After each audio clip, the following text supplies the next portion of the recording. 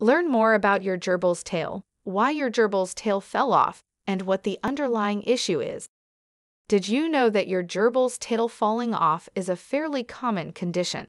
In most cases, it doesn't indicate a serious problem.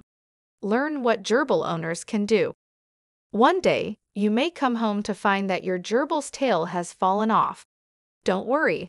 This is a fairly common condition in gerbils, and it doesn't usually indicate a serious problem. However, you will want to take your gerbil to the vet to find out the underlying cause and get treatment if necessary. Tail slip is a condition that occurs when the connective tissue between the vertebrae and the tail muscles deteriorates, leading to the tail falling off. It can be caused by a number of things, such as trauma, infection, genetic factors, or poor diet. The most common symptom of tail slip is the tail falling off. However, there may be other signs depending on the underlying cause. For example, if the condition is caused by infection, your gerbil may have a fever or be lethargic. Tail slip can be determined in part by a loss of fur and exposed skin or exposed bone in the area. It is mostly caused by improper handling that caused a tail injury in pet gerbils. Gerbils' tails fall off as a defense mechanism. When they were in the wild, it helped them escape from predators like cats and lizards if they were caught. This can happen in other rodents and animals as well, like squirrels.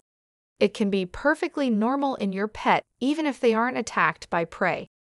There are a few things that can cause a gerbil's tail to fall off. One possibility is an infection in the tail tissue. Gerbils are susceptible to a number of different types of infections, and an infection in the tail can lead to the death of the underlying tissue and the eventual loss of the tail. Another possible cause is a wound. If your gerbil has been injured and the wound is not healing properly, the tail may fall off as a result. This may be caused by improper handling, or if a predator grabs their tail in the wild. Hopefully, this is not an issue in a domestic setting. Finally, some gerbils are born with malformed tails. In these cases, the tail may not be able to support the weight of the gerbil, and it will eventually fall off. If your gerbil's tail falls off, the first thing you should do is take your gerbil to the vet.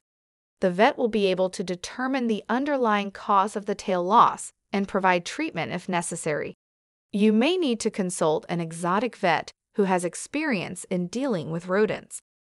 Gerbils are prey animals, and they can become stressed if you handle them improperly.